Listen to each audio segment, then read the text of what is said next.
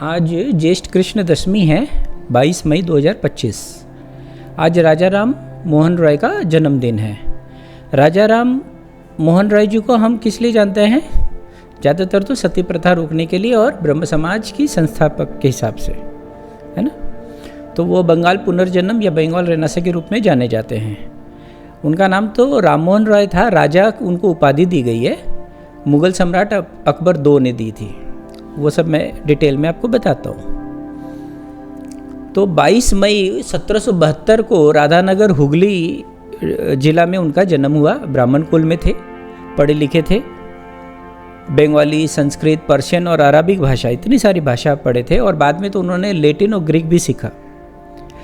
School और college गए, साथ साथ वेद और उपनिषद का भी पाठ किया। अब आप देखिए 1772 में कोई व्यक्ति इतना अगर भाषा जानता है तो समझ सकते हैं कि कितना विद्वान था और पढ़ा लिखा था। तो मुख्य रूप से हम उनको किस लिए जानते हैं? ब्रह्म समाज के लिए, जो उन्होंने पहले ब्रह्म सभा के रूप में बनाया, बाद में उसका नाम दिया ब्रह्म समाज। देवेंद्रनाथ टैगोर के साथ मिलकर उन्होंने बनाया था।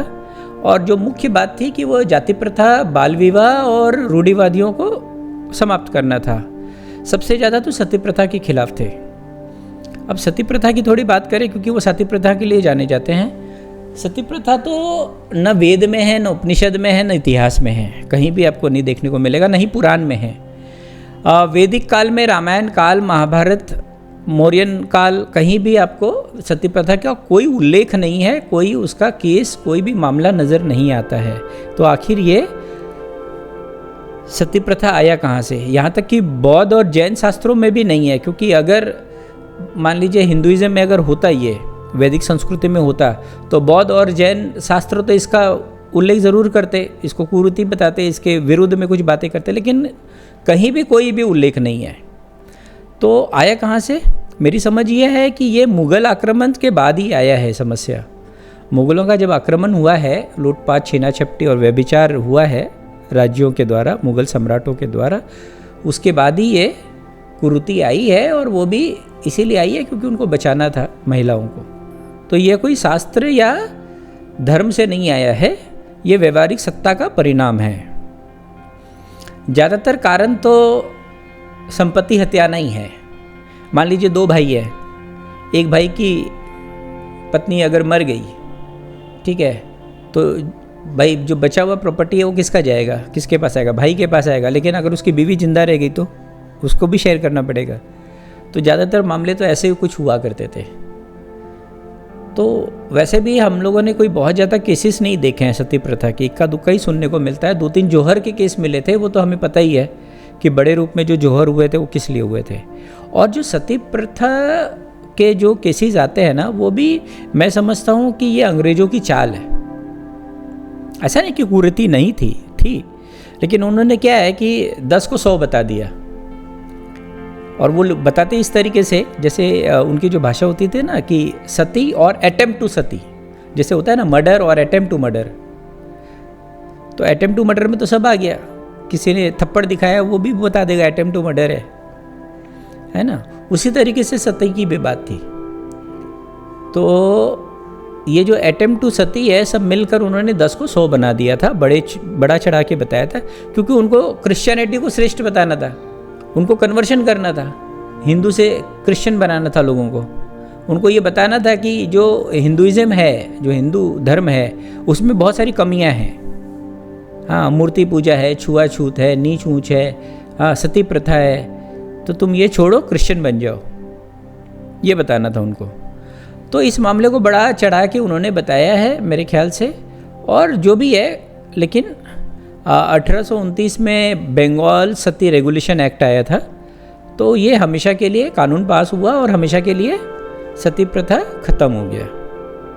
तो इसका ज़्यादातर श्रेय जो है वो राजा राम मोहन रॉय जी को जाता है, क्योंकि इन्होंने वकालत की थी वहाँ के लोगों में, क्योंकि ये वहाँ काम करते थे अंग्रेज़ों के ऑफिसेस में, और अपनी बात को रखने का जिम्मेवारी था इनके ऊपर। तो ये इन्होंने और भी बहुत सारी बातें रखी थी, जिसमें ये एक बात थी कि भाई सती प्रथा बंद होनी चाहिए, इसके लिए आप कानून लाइए।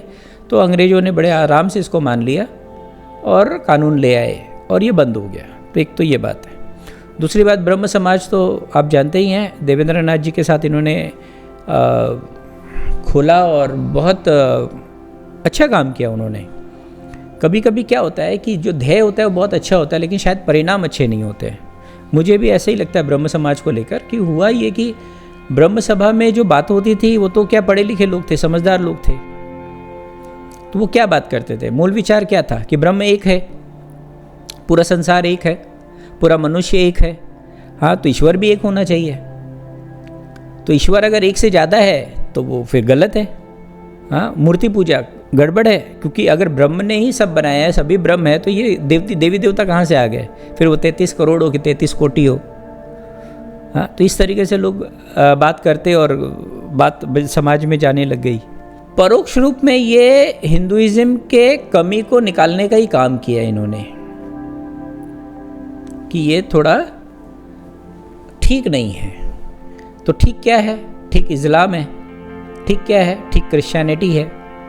तो इस्लाम और क्रिश्चियनिटी को इससे बहुत फ़ायदा हुआ। अंग्रेज़ों ने तो इनकी बात मान ली और अंग्रेज़ों ने इसका पूरा फ़ायदा उठाया।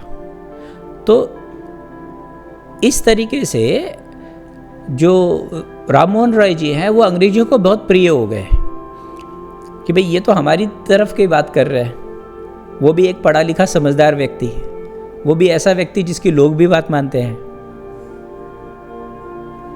तो एक तरीके से वो बहुत चहेते हो गए, उनका तालमेल अच्छा बैठ गया अंग्रेज़ों के साथ,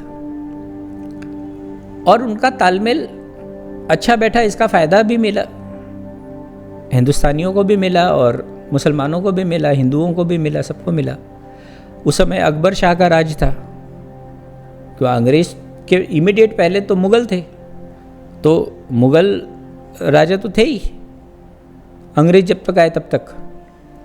तो अंग्रेज़ों का असली सामना तो मुग़लों से पड़ता था एक्चुअली। तो अकबर शाह ने इनको राजा की उपाधि दी और अपना रिप्रेजेंटेटिव बनाया कि आप जाओ और अंग्रेज़ों से बात करो कि भाई हमको जो रॉयल्टी मिलनी चाहिए वो नहीं मिल रही है, वो मिलना चाहिए। तो इन्होंने बात रखी और रॉयल्टी भी मिलने लगा।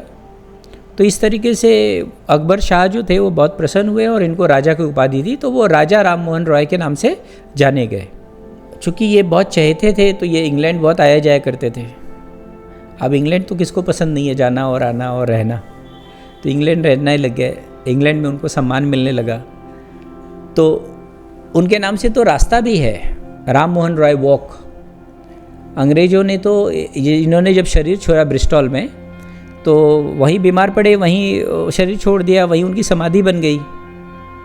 हाँ तो वहाँ उनके नाम से रास्ता बन गया, उनके नाम से एक मूर्ति भी बन गई। तो ये सारी बातें हैं राम मोहन रॉय जी को लेकर। कुछ आरोप भी लगे हैं।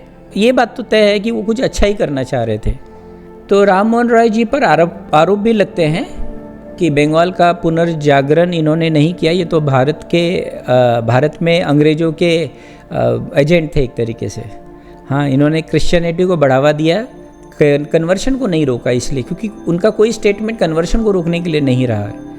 क्योंकि कहीं ना कहीं ये चाहते थे कि ये क्रिश्चियनिटी बहुत अच्छा है और हिंदुइज़्म से अच्छा है, तो क्रिश्चियन में अगर कोई कन्वर्ट हो रहा है तो कोई बुरी बात नहीं है।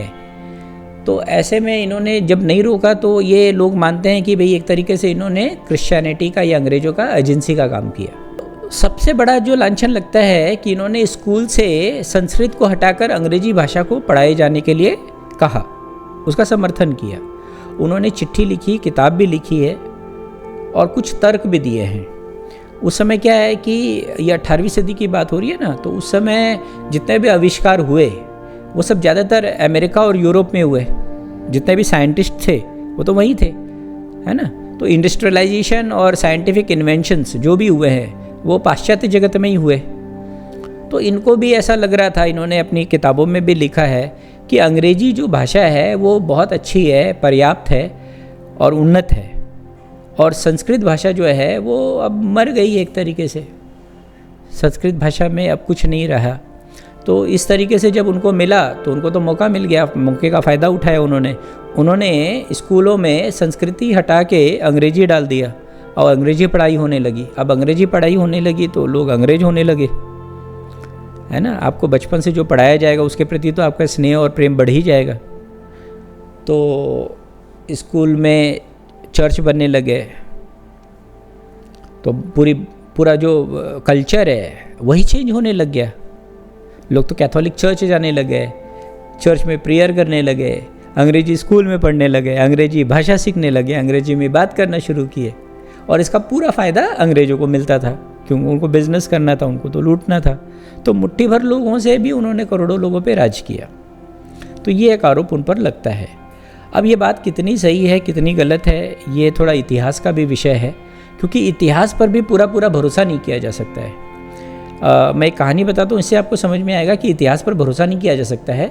एक इतिहासकार 40 वर्षों तक बहुत मेहनत किया और उसने पाश्चात्य जगत का सारा इतिहास लिखा था, तो बहुत बड़ी बात थी। और वो अपने इस काम को लोगों के सामने रखना चाहता था, और उतना काम लोग कहते हैं कि इसके पहले किसी ने नहीं किया था। बहुत बड़ा काम किया था उन्होंने। लेकिन एक अजीब घटना हुई। एक दिन वो रात को आराम कर रहा था, तो कुछ आवाज़ आने लगी ज़ोर ज़ोर से। तो वो भाग कर गया तो देखा उसका एक परिचित व्यक्ति, ठीक है, वो मर गया, किसी ने उसकी हत्या कर दी, और अभी भी खून बह रहा है और लेकिन वो मर गया। अब मर गया तो कोई कैसे बताए कि किसने मारा, क्यों मारा, कब मारा, कैसे मारा? सारे सवाल आ गए, लोग इकट्ठे हो गए, पुलिस आ गई। अब उस भीड़ में उसने जो सुना उसे बड़ा वो अचंभित हुआ। उसने क्या सुना? कोई कह रहा है कि इसने मारा, कोई कह रहा है उसने मारा, कोई कह रहा है इस वजह से मारा गया, कोई कह रहा है उस वजह से मारा गया। तो वो देखा कि जो घटना मेरे आंख के सामने हुई है, अभी खून भी सूखा नहीं, आधा घंटा भी नहीं हुआ है अभी, और उसकी हत्या को लेकर 30 लोग 30 बातें कर रहे हैं। तो मैं ये जो 300 वर्षों का जो इतिहास लिख रहा हूं उसमें कितनी सच्चाई होगी? तो उसने क्या किया कि वो बहुत परेशान और विक्षिप्त हो गया। वो उसने कहा कि नहीं, वो बहुत क्षुब्ध हो गया और उसने कहा कि नहीं, ये ठीक नहीं है, मुझे लगता है कि मेरे काम का कोई मूल्य नहीं है। जब 30 मिनट पहले का इतिहास नहीं साफ हो रहा है तो 300 वर्षों का इतिहास कैसे साफ हो सकता है? तो उसने अपने पूरे इतिहास को जला डाला। तो इससे ये शिक्षा मिलती है कि इतिहास में क्या सच्चाई थी, ये इस पर आप पूरा भरोसा नहीं कर सकते। तो राम मोहन रॉय जी ने क्या किया और उसका क्या परिणाम आया और उसके लिए वही जिम्मेवार है, ये कहना ठीक नहीं होगा। एक बात तो तय है, बहुत ही अच्छे और पढ़े लिखे व्यक्ति थे और अच्छा ही चाहते थे।